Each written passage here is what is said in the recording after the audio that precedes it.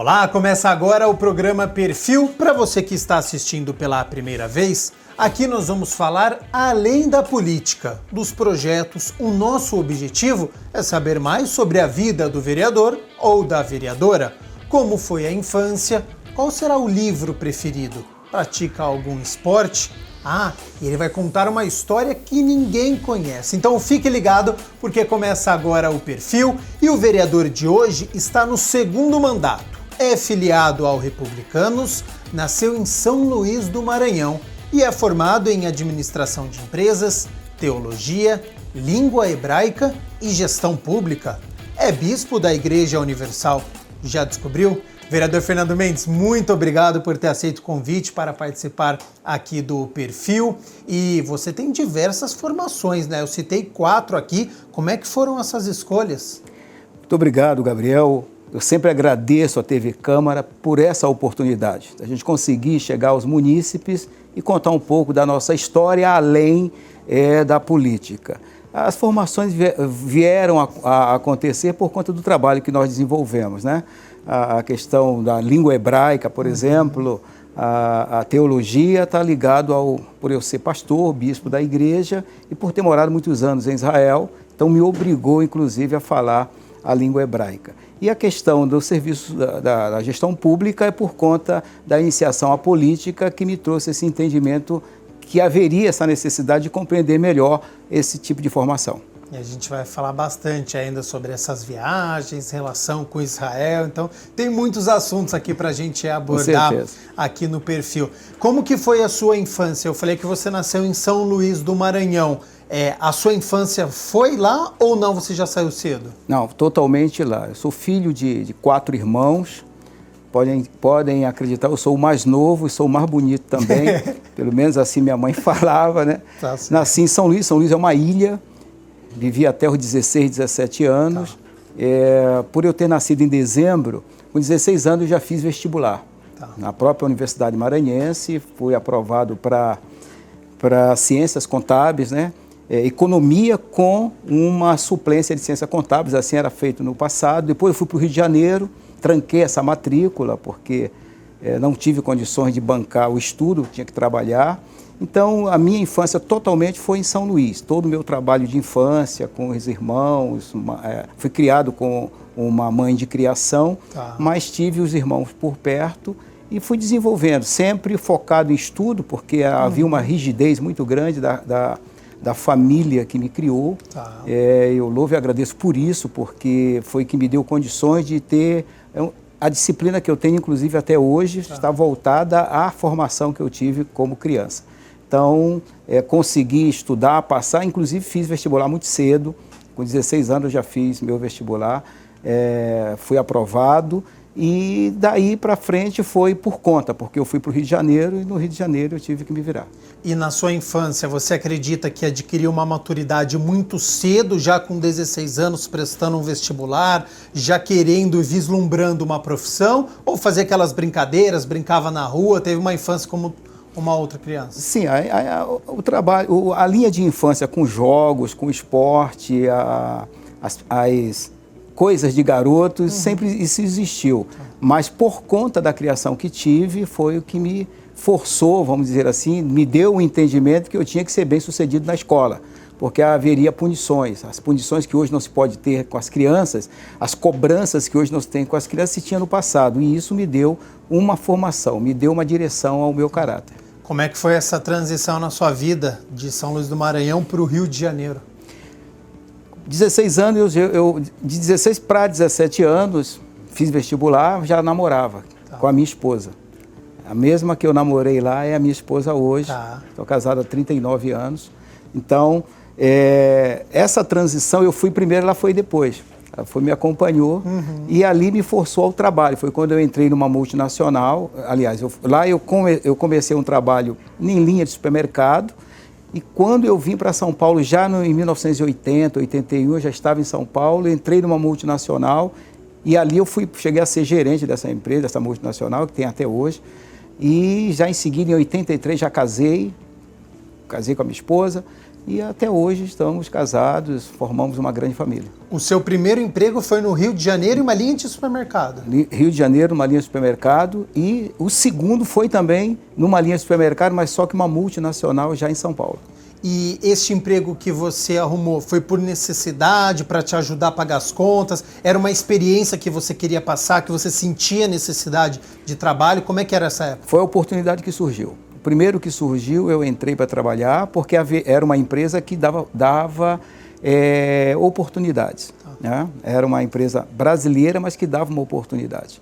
Então, estando no Rio de Janeiro e começando as comunicações com outros amigos em outro estado, no caso São Paulo, eles falaram, aqui você cresce muito mais, tem uma empresa aqui que está pegando muita gente. E aí eu entrei numa época de final de ano, tipo setembro para outubro, que as empresas começam a contratar aquelas pessoas para serem aproveitadas por conta das festas, e ali eu não saí mais. Que são os temporários. Os temporários, exatamente. Para mês de dezembro, e o senhor acabou ficando. Dali, pelo fato de eu ter já cursado uma universidade, feito um vestibular, eu tinha já um currículo um pouquinho melhor, eles entenderam que poderiam me aproveitar, e eu, então, fiz por onde consegui um desenvolvimento nessa empresa. Isso no Rio de Janeiro ou já em São Paulo? Não, já em São Paulo. Tá. Depois que eu mudei, eu vim para uma multinacional para trabalhar de temporário, e nessa de temporário eu acabei ficando na empresa e desenvolvi vamos dizer assim, uma carreira dentro da empresa.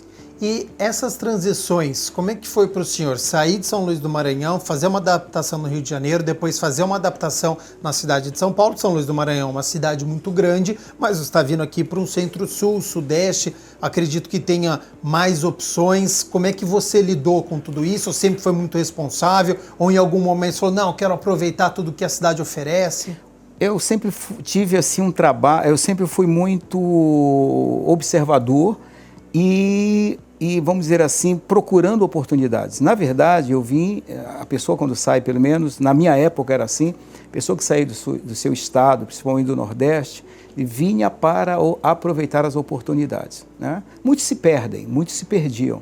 Mas eu, por exemplo, que vim para fortalecer um ambiente, trazer uma mulher para ser minha esposa, então eu tinha uma visão diferenciada. Tá. E essa visão diferenciada me deu condições de desenvolver as minhas funções, estudar mais e também depois, posteriormente, ajudar alguns amigos que vieram depois e eu fui encaixando, ajudando eles a também seguir uma linha de responsabilidade, a mesma que eu segui. Você foi fazer aquele experimento, então, e os amigos ficam, vamos ver, se o Fernando Mendes der certo, a gente vai atrás. Você se comunicava bastante com ele. Exatamente. Então. Inclusive, a minha vinda para São Paulo, saindo do Rio para São Paulo, foi com essas comunicações. Alguns já estavam em São Paulo e, por incrível que pareça, para alguns desses que me chamaram, eu dei oportunidades depois que eu desenvolvi um trabalho e eu consegui ajudá-los. E a sua família permanece em São Luís do Maranhão ou já estão espalhados por aí? Alguns parentes ainda estão por lá, mas alguns estão no Rio de Janeiro, outros estão em São Paulo, outros estão em Pernambuco, está bem espalhado. Os irmãos então, para viajar todo mundo, tem que pegar um avião. Inclusive os filhos, né? Os filhos todos também estão espalhados. Já estão cada um para um lado do mundo. Sim, o meu filho mora em Londres, casado. A minha filha mora em Madrid, casada. E um outro filho em Guarulhos. Então, todos são assim espalhados. E é bom para visitá-los, então. Tá. Né? Já conhecem um outro país. Fica bom, né? Exatamente. Essa questão cultural, eu acho que é muito bacana e enriquecedor, né? Quem tiver a oportunidade sempre de fazer uma viagem, acho que só tem a acrescentar mesmo. Exatamente. Em que momento da sua vida que você entrou para a Igreja Universal? No ano de 1985, 2 anos que eu já estava casado. A minha esposa já ia na igreja em 84. Ela tinha alguns problemas, enfrentando alguns problemas de saúde. E eu detestava a questão religiosa. A questão religiosa, para mim, não importava se era padre, se era espírita, se era pastor, para mim... Você não frequentava nenhuma igreja? Nada, não tinha nenhuma eu não tinha nenhum tipo de aceitação. Eu era bem, assim, resistente à questão religiosa.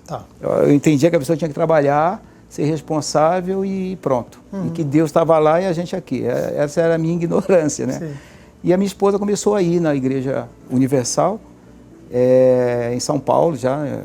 Eu casei em 83 já em São Paulo e em 84 ela começou a ir no Parque Dom Pedro, uma das primeiras igrejas universal em São Paulo. E já em 85 eu comecei a ir também, vi a melhora dela, comecei a ir também e pronto. Ali eu comecei a querer entender, como falei, eu sempre fui muito dedicado nas coisas, sempre queria aprender as coisas. E ali eu comecei a querer entender da palavra de Deus. E quando chegou por volta de 86 para 87, eu comecei a ser obreiro da igreja, desenvolvi o grupo jovem da igreja, e por volta de 1990 eu já estava tomando conta de uma igreja. Ou seja, né, você se tornou pastor 4 anos depois que você entrou na igreja pela primeira vez. Você achou que isso iria acontecer? Jamais. Não me via nem estando numa igreja, levando em conta que eu era uma pessoa, vamos dizer assim, séria, responsável, sim, mas tinha as minhas loucuras também, como jovem, claro, meus pensamentos, ir para campo de futebol, essas coisas assim, né? Para estádio, com torcida, eu gostava também disso. Então eu não me via, eu entendia que eu iria me aprisionar. Quando eu comecei a compreender o que era vida espiritual, dentro da visão que a Igreja Universal passava acerca da palavra de Deus, eu entendi que eu poderia ter minha família, ter minha felicidade, ter minha diversão e poder ajudar outras pessoas. Foi mais ou menos por aí. E depois, em 1999, você passou a ser bispo. Como é que foi o sentimento? O que passou para você? Você falou, bom, agora eu sou um bispo. A consagração, né, ela é muito importante. É como se fosse um reconhecimento de um trabalho baseado em vamos dizer assim, testemunho de outras pessoas, de outros que você trabalhou. Eles dizem como é que você trabalha, como você trata as pessoas, qual é a sua linha de responsabilidade, a sua dedicação. Foi mais ou menos assim. Em 99 eu fui consagrado, já fui tomar conta de um estado, tomei conta já do estado do Alagoas, tomei conta de Amazonas, e já em 2000 para 2001 eu já fui para Israel, direto. Tá. Foi o meu maior desafio, foi ir para Israel, sem saber falar a língua, sem nunca ter, vamos dizer assim, ido ao Oriente Médio. Um desafio assim muito, assim, para mim foi de muito valor, né? Ir para uma terra onde você chega e logo em seguida tem um conflito. Eu cheguei na época do grande conflito. Em 2001 houve o ataque às Torres Gêmeas. Israel entrou em alerta laranja, que é o alerta acima do vermelho.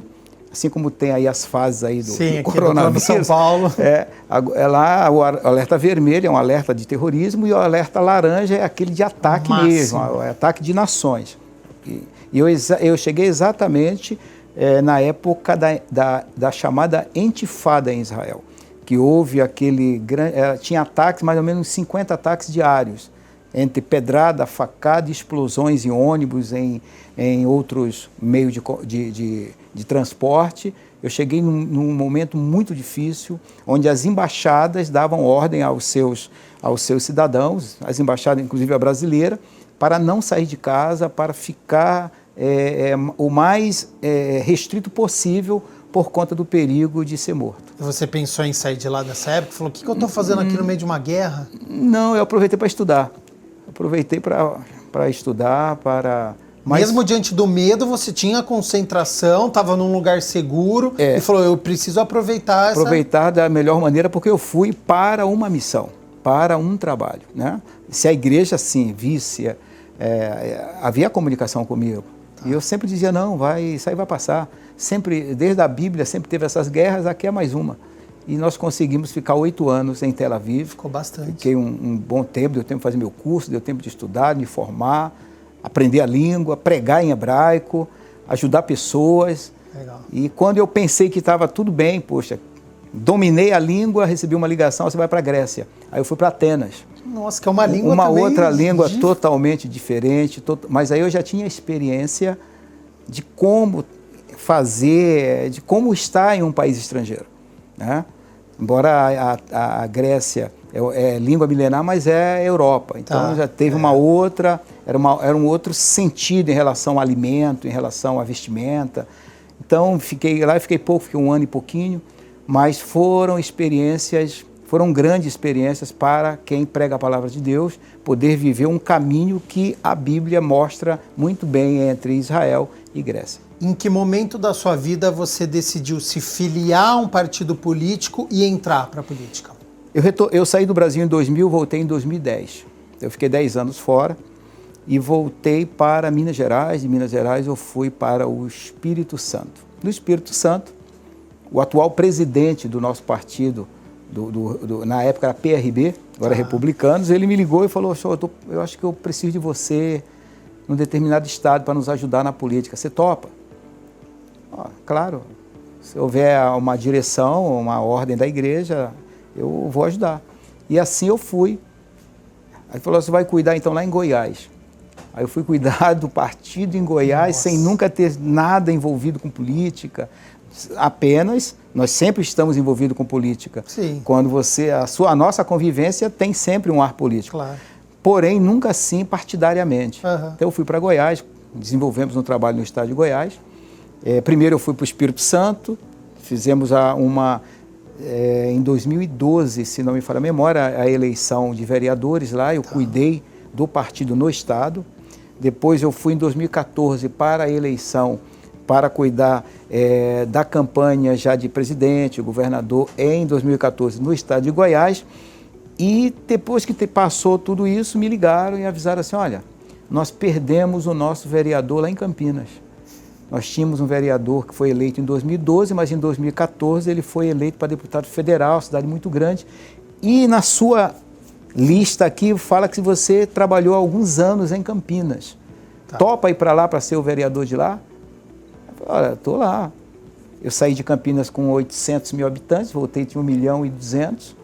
Nossa. Eu encontrei uma outra cidade dentro da cidade, onde eu moro não existia, quando eu morei aqui em 93, 94, 95, não tinha o condomínio Reviva no Parque Prado, o Pissarrão era realmente Pissarrão, não é a beleza que tem lá hoje, né?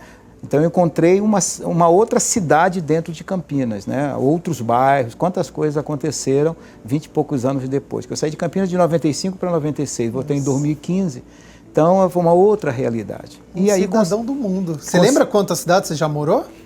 Não, teria que parar um pouquinho para ver. Mas dezenas. Muitas. Na Europa eu fiquei um pouco em Portugal, fiquei em Paris, fiquei em vários lugares. Então, que bacana. Rodei algumas cidades, né? África do Sul, Angola, Atenas, mais países que eu fiquei, Holanda, em vários lugares eu fui. Muito legal. Muitos lugares.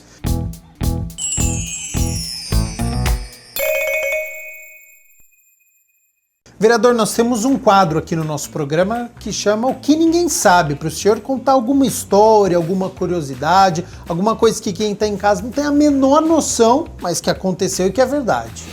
Olha, eu lembrei de bastante coisas, mas uma interessante que talvez possa ajudar as pessoas. Quando eu fui para Israel, um dos meus desafios era a língua, né? Então, o que eu fiz? Eu etiquetei toda a minha casa, até o meu gato, um gato que a minha filha arrumou lá. Sim. Eu fui com meus filhos, na verdade. Meu filho tinha 11 anos e a filha tinha 8, dos dois, não que ficou no Brasil. Então, eu etiquetei tudo. Como é que fala a televisão? Eu ia lá e etiquetava. Sim. Eu transliterava, porque era a minha convivência. Para gravar. Para gravar tudo, porque você ligava a televisão, todo mundo falando hebraico, ninguém entendia nada. E eu comecei para a escola, e aí se eu aprendesse uma coisa, eu ia desetiquetando. Legal. A convivência de rua, você vai na padaria comprar um pão, uma manteiga, um suco ou um café, isso você repete todo dia a mesma coisa. Então, aprendia como é que pedia as coisas, então não precisava etiquetar o pão, por exemplo. Mas a xícara, o copo, o talher, o armário, a cama, o espelho do banheiro, tudo nós fizemos isso. E foi uma forma que a garotada, os meus filhos, aprenderam também. Eles foram para a escola e depois eles começaram a me ensinar, porque a criança aprende mais rápido. Então, nós aprendemos em família a língua, né? Porque eu tinha uma necessidade, o meu trabalho exigia eu conversar com pessoas. E nem todo mundo quer ser atendido com alguém fazendo algum tipo de tradução, né? Então, eu passei em Israel com 2 anos e meio, mais ou menos, 2 anos e meio. Eu já ia no banco eu já assinava os cheques da igreja, Tá. que a gente aprendeu a ler e escrever, não só ouvir, falar, mas ler e escrever. Antes de 3 anos eu já dava aula de hebraico. Nossa, muito Eu inclusive fui nas embaixadas, na brasileira, na portuguesa, algumas embaixadas de língua portuguesa e outras de espanhol. Nós conseguimos fazer alguns chamados, né, avisos, que naquele local, endereço, nós daríamos aula de hebraico para as pessoas que queriam aprender, brasileiros que queriam aprender hebraico. Então, nós conseguimos ajudar muita gente, inclusive jogadores de futebol, famílias que estavam lá, já há muitos anos não sabiam falar, ou sabia falar, não sabia escrever o que falava. Mas né? essa é uma boa tática, Então, eu gostei da etiqueta aí nos ambientes. Serve pra gente, se quiser aprender uma outra língua, faz na sua casa também. Depois você aprende só os verbos, porque você não fala por palavras, a gente se comunica por sentenças, né? Mas você tem que saber as palavras. Então depois foi uma forma que eu consegui, pelo menos para mim serviu muito. Até hoje a minha esposa lembra disso, até hoje minha filha lembra disso. Legal. A minha filha hoje, inclusive, tem canal no YouTube só ensinando hebraico. E ela lembra, puxa, a gente começou lá etiquetando o gato, etiquetando a cadeira, né? Foi muito interessante. Uma brincadeira também que serviu para... Que serviu para nós, serviu para a família.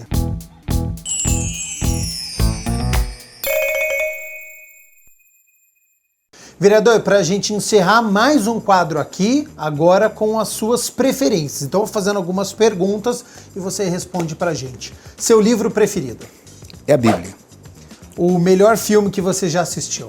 Eu gosto de filmes épicos, né? Eu gosto de filmes épicos e sempre eu estou sempre assistindo os 10 Mandamentos. Um lugar para curtir uma viagem. Essa pergunta para você deve ser mais difícil. Você já viajou para tantos lugares, mas se tiver uma possibilidade, para onde você iria? Israel. Um tipo de música favorita. Entrou no seu carro, ligou o rádio. O que você vai estar escutando?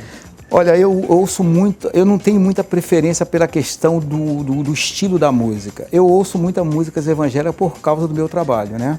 Então eu ouço músicas evangélicas. Se estiver num ritmo, seja qual for, e tem uma letra evangélica, me interessa. Uma comida preferida. Pediu para alguém fazer um prato. Que prato seria? Sempre carne. Eu não como peixe, nem sardinha. Vermelha, carne branca. Carne branca, carne vermelha é o meu prato preferido. E pra gente... E é uma coisa que eu nasci numa ilha, meu pai era envolvido com pesca, não tenho nenhuma alergia, mas não consigo comer peixe. Tá. É incrível. Mas acontece, né? E pra gente encerrar, um sonho? Ajudar mais pessoas. O trabalho com a política, o trabalho com a fé, sempre para quem quer, para quem na verdade se esforça, é ajudar pessoas. Eu tenho essa visão de ajudar, de orientar, de poder fazer ela se sentir melhor. Vereador Fernando Mendes, muito obrigado pela sua participação aqui no programa Perfil. Tenho certeza que quem está nos assistindo gostou bastante, conheceu um outro lado, né? Diferente da tribuna, das reuniões, das comissões. Então agradeço e até uma próxima oportunidade. Muito obrigado, eu agradeço a TV Câmara, agradeço a você, porque nós sabemos que é muito importante essa interação. As pessoas conhecerem aquele a quem ela colocou para desenvolver um trabalho legislativo. Eu sempre agradeço a mais de 6.500 pessoas que mais uma vez acreditaram no nosso trabalho e nós sempre nos colocamos à disposição na Câmara Municipal e através do nosso Gabinete 10. Nós aqui agradecemos. Muito obrigado então ao Fernando Mendes que participou aqui do Perfil. Continue aqui na TV Câmara Campinas e até mais.